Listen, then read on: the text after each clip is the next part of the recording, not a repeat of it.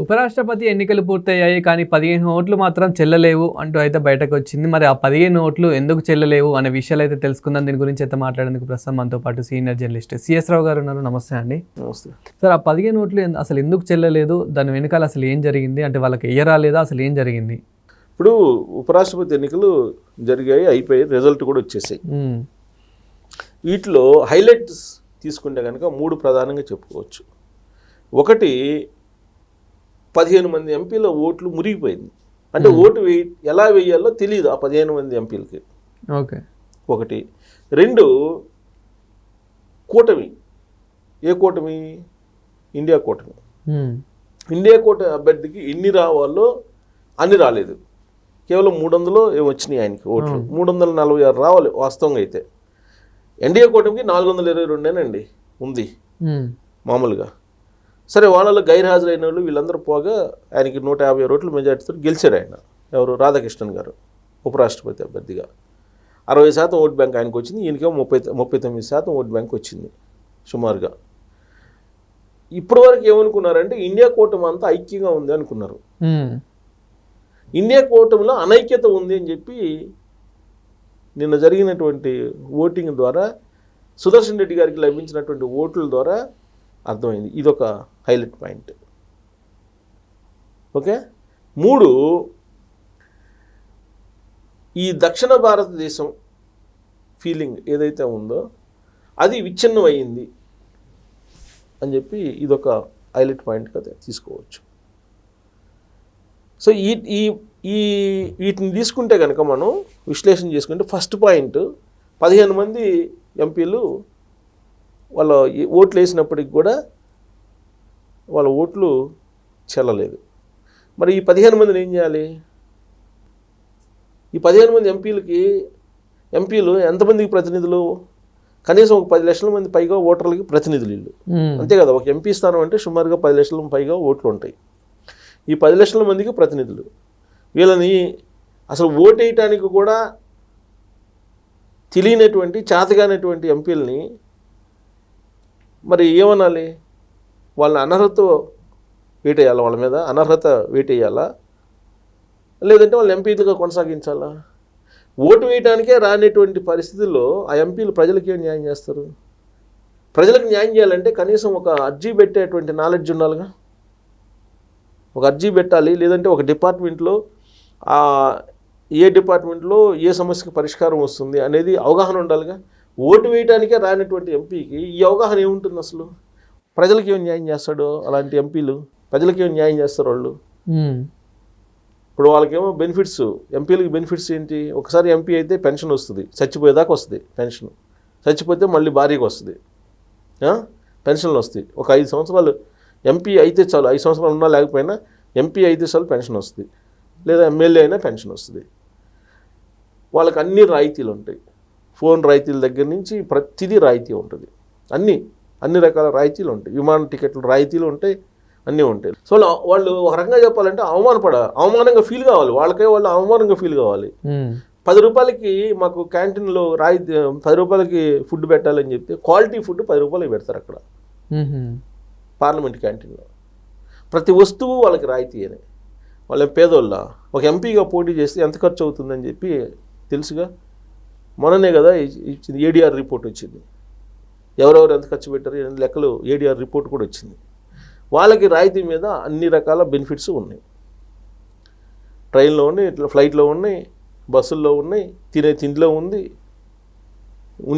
Quarters ఇస్తారు, అన్ని రకాలు ఫ్రీ. వాళ్ళకి రాయితీ ఫ్రీ, లేదంటే రాయితీ, పెన్షను, ఇన్ని రకాల బెనిఫిట్స్ ఇచ్చి వీళ్ళు ఎందుకు పార్లమెంట్కి పంపిస్తున్నారు ఢిల్లీకి ప్రజలు? వీళ్ళు ఏదో న్యాయం చేస్తారు అని కదా. ఓటు కూడా వేయలేనటువంటి తెలివి తక్కువ ఉన్నటువంటి ఎంపీలు, ఓటు ఎలా వేయాలి కూడా తెలియనటువంటి తెలివి తక్కువ ఎంపీలు ఏం న్యాయం చేస్తారు? వీళ్ళు అవసరమా? వీళ్ళు ఎంపీలుగా ఉండాల్సిన అవసరం ఉందా అనేటువంటి ప్రశ్న ఇప్పుడు ఉత్పన్నం అవుతుంది. ఎందుకనంటే ఇదేం కొత్త కాదు. ఇది అనర్హత అంటే ఈ ఓట్లు చెల్లకపోవడం అనేది కొత్త కాదు. గతంలో కూడా చల్లని ఓట్లు బయటపడ్డాయి చల్లని ఓట్లు. గతంలో కూడా చల్లని ఓట్లు ఉన్నాయి, ఇప్పుడు చల్లని ఓట్లు ఉన్నాయి. ఎమ్మెల్యేగా ఇప్పుడు ఎమ్మెల్యేలు కూడా శాసన మండలిలో సభ్యులను ఎంచుకునేటప్పుడు ఓట్లు వేస్తారు, అప్పుడు కూడా వీళ్ళు చల్లని ఓట్లు పడుతుంటాయి. అలాగే మనకు ఎమ్మెల్సీ ఎన్నికల ఓట్లు జరిగినప్పుడు చదువుకున్నటువంటి వాళ్ళు, మొన్న ఈ మధ్య తెలంగాణలో జరిగినటువంటి ఎమ్మెల్సీ ఎన్నికల్లో గ్రాడ్యుయేట్స్ చదువుకున్నటువంటి వాళ్ళు ఓట్లు వేస్తే అనేకం మురిగిపోయిన ఓట్లు, అంటే చల్లని ఓట్లు చాలా ఉన్నాయి, చాలా బయటపడ్డాయి, కొన్ని వేలల్లో బయటపడ్డాయి చల్లని ఓట్లు. సో వీళ్ళకి అవగాహన, చదువుకున్నటువంటి వాళ్ళకి అవగాహన లేదు, ఎంపీలుగా అయినటువంటి వాళ్ళకి అవగాహన లేదు, ఎమ్మెల్యే అయినటువంటి వాళ్ళకి అవగాహన లేనప్పుడు ఇక్కడ దీనికి ఎక్కడో దగ్గర ఫుల్ స్టాప్ పడాలి కదా. ఇలాంటి వాళ్ళని అనర్హత వేటు వేయకపోతే వీళ్ళ మీద ఇంకా వీళ్ళు న్యాయం ఏం చేస్తారు ప్రజలకి? కాబట్టి న్యాయం చేయలేరు, కాబట్టి వీళ్ళ మీద అనర్హత వేటు వేసి పంపించడం బెటర్ అనేటువంటి ఒక వాదన ఇప్పుడు తెర మీదకి వస్తుంది. ఇప్పుడు నిన్న జరిగినటువంటి ప్రక్రియలు చూస్తే కనుక ఓటింగ్ ప్యాటర్న్ చూస్తే ఉదయం నుంచి ఎన్నికలు జరిగాయి. 2 రోజుల పాటు అటు ఎన్డీఏ అభ్యర్థులకి, ఇటు ఇండియాలో ఉండేటువంటి ఎంపీలకి, ఇటు ఎన్డీఏలో ఉండే ఎంపీలకి, అభ్యర్థులకి ఏ విధంగా ఓటు వేయాలి అనేది ట్రైనింగ్ ఇచ్చారు, ప్రత్యేకంగా ట్రైనింగ్ ఇచ్చారు, ఇరుపక్షాలు ట్రైనింగ్ ఇచ్చారు. ఎంత ట్రైనింగ్ ఇచ్చినప్పటికీ కూడా సరిగా ఓటైనటువంటి వాళ్ళు 15 మంది ఎంపీలు ఉన్నారంటే ఆశ్చర్యం కలుగుతుంది. ఒకటి. ఇంకొక హైలైట్ పాయింట్ ఏంటంటే నీకు ఎన్డీఏ అభ్యర్థికి ఎక్కువ ఓట్లు పడ్డాయి, ఊహించిన దానికన్నా ఎక్కువ పడ్డాయి. అది ఎవరు వేశారు అనేది ఒక క్వశ్చను.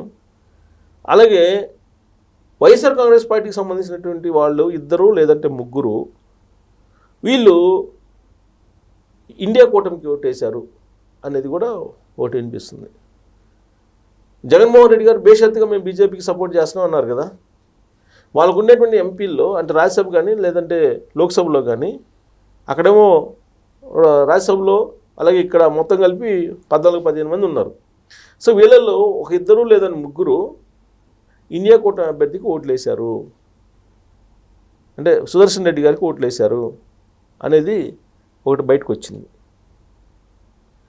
అసలు వీళ్ళు ఎవరికి ఓటేశారు అనేది మనం ఐడెంటిఫై చేయడానికి లేదు, కానీ బట్ ఎవరైతే ఈ ఓటు వేయటం కూడా చేతగానేటువంటి వాళ్ళు ఉన్నారు వాళ్ళు ఐడెంటిఫై చేయొచ్చు. ఎలా చేయొచ్చు అంటే ఫింగర్ ప్రింట్స్ ఉంటాయి. ఈ ఫింగర్ ప్రింట్స్ ద్వారా ఇమీడియట్గా ఆర్టిఫిషియల్ ఇంటెలిజెన్స్ ఉంది, ఇప్పుడు టెక్నాలజీ పెరిగిపోయింది. ఈ ఫింగర్ ప్రింట్స్ ద్వారా ఈ ఓటు వేయటంలో అవగాహన లేనటువంటి వాళ్ళు ఎవరున్నారు, ఓటు చల్లకుండా వేసినటువంటి ఎంపీలు 15 మంది, వీళ్ళు ఐడెంటిఫై చేయొచ్చు. ఐడెంటిఫై చేసి అనర్హత వేటు వేస్తే సరిపోతుంది అనేటువంటి అభిప్రాయం ఒకటి వ్యక్తమవుతుంది. ఓకే, ఇది దీనికి పరిష్కారం. అలాగే వీళ్ళు అంటే విప్పు ఉండదు, ఈ ఎలక్షన్లో విప్పు ఉండదు, ఎవరి ఆత్మ ప్రబోధానుసారం వాళ్ళు వేసుకోవచ్చు. అయితే పార్టీ అధినేత చెప్పిన దాన్ని కూడా 2-3 ఎంపీలు ధిక్కరించి, జగన్మోహన్ రెడ్డి గారు సంబంధించినటువంటి డైరెక్షన్ ధిక్కరించి ఇండియా కూటమిలో ఉండేటువంటి సుదర్శన్ రెడ్డి గారికి వేశారని చెప్పి ఒకటి వినిపిస్తుంది. ఇక బీఆర్ఎస్ పార్టీ కానీ లేదంటే బీజేడీ కానీ శిరోమణి అకాలీదళ్ కానీ ఇంకొక 2 ఇండిపెండెంట్లు, మొత్తం 14 మంది వీళ్ళు అసలు ఎలక్షన్కే దూరంగా ఉన్నారు. ఎలక్షన్కి దూరంగా ఉండడం కూడా ప్రజాస్వామ్యాన్ని ధిక్కరించినట్టే. ఇప్పుడు ప్రజలు ఏమన్నా చెప్పారు ఎలక్షన్కి దూరంగా ఉండమని చెప్పి?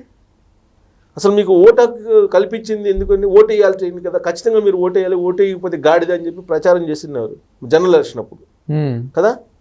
జనరల్ ఎలక్షన్ అప్పుడు ఇలాంటి క్యాంపెయిన్ చేశారు, ఓటు వేయకపోతే గాడిద, అసలు ఈ దేశంలో పౌరుడే కాదు, ఇలాంటివన్నీ ప్రచారం చేశారు. మరి ఇప్పుడు దీంట్లో ఓటు వేయని వాళ్ళని ఏమనాలి? అప్పుడేమో ప్రజలు కాబట్టి ప్రజలను ఓటు రమ్మని చెప్పి పిలవటం, ఇలాంటి క్యాప్షన్స్ సోషల్ మీడియాలో వదలటం, ఇవన్నీ చేశారు కదా. మరి ఇప్పుడు ఓటుకు పోయినటువంటి ఈ 14 మందిని ఏమనాలి? ఈ పార్టీలను ఏమనాలి? ఈ పార్టీల మీద కూడా చర్యలు తీసుకోవాలి కదా, ఏదో ఒక నిర్ణయం తీసుకోవాలి కదా. ఏదో ఒక నిర్ణయం తీసుకోకుండా దూరంగా ఉంటే మీరు ఎంపీలుగా ఉండే ఉపయోగం ఏంటి? పోనీ నోటా అనేది ఉంటుంది కదా, అది నోటా వెసులుబాటు లేనట్టుంది. అట్లీస్ట్ ప్రయారిటీ ఓటు ఉంటుంది, first priority, second priority vote ఉంటుంది, అదన్నా వేయాలి కదా. అసలు ఓటింగ్కే దూరంగా ఉన్నారంటే ప్రజాస్వామ్యాన్ని అపహాస్యపాలు చేసినట్టే కదా. మరి ఆ పార్టీల మీద కూడా చర్యలు తీసుకోవాలి కదా అనేది ఒక పాయింట్ రైజ్ అవుతుంది. ఇప్పుడు సరే, ఓటింగ్ జరిగిన ప్యాటర్న్ చూస్తే ఎలక్టరల్ కాలేజీలో మొత్తం 788 మంది ఉన్నారు టోటల్ ఎలక్టరల్ కాలేజీలో. కాకపోతే ఉన్న ఓటర్లు ఎంతమంది అని అంటే ఇప్పుడు 781, మిగతా అన్ని ఖాళీగా ఉన్నాయి. అంటే రాజ్యసభ లోక్సభ 2 కలిపి ఓట్లు వేసినటువంటి వాళ్ళు 767 మంది, చెల్లినవి 752, చెల్లనివి 15.